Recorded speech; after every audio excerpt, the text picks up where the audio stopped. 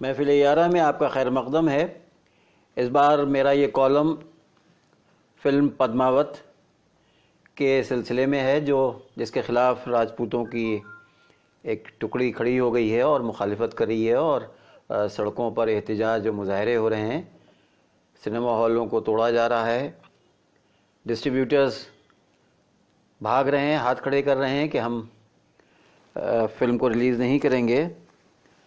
और बीजेपी सरकारें जिन रियासतों में हैं वो इस घात में है कि किस तरह से सुप्रीम कोर्ट के फ़ैसले को तस्लीम भी किया जाए और ये भी हो जाए कि फ़िल्में रिलीज़ ना हो, तो वो अपने तौर से उनकी कोशिश है कि डिस्ट्रीब्यूटर्स और सिनेमा मालिकों को डरा दें और खौफज़दा कर दें, ताकि वो कह दें कि हम फिल्म को रिलीज़ नहीं करेंगे।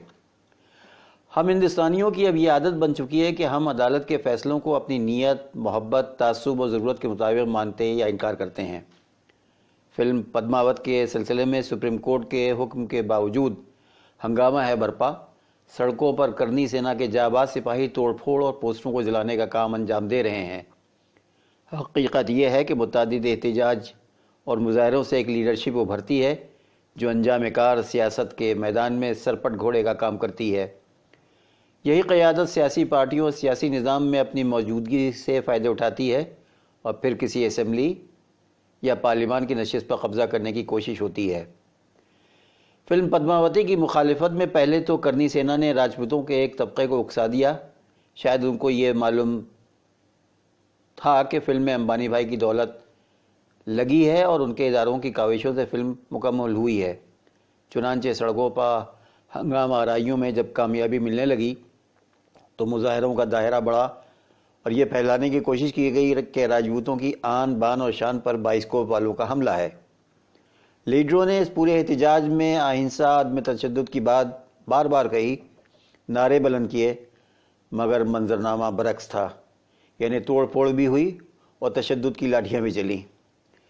हैरत अंगेज़ बात यह है कि जिस कंपनी ने दौलत लगाई है उस पर मौजूदा सरकार का हाथ है और मुजाहरीन की बड़ी तादाद को बहुत बाद में मालूम हुआ कि फ़िल्म तो अंबानी भाई के इदारे ने तख्लीक़ की है।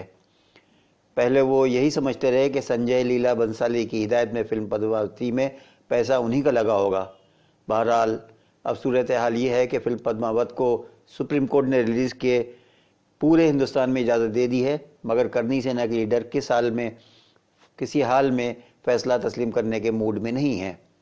इस हंगामा आराई और मुजाहरों का बहरहाल फ़ायदा फ़िल्म को ही मिलने वाला है और जो कुछ हफ्तों की में दौलत कमा लेती वो अब महीनों और सैकड़ों सिनेमा हॉलों में चलेगी और खूब चलेगी।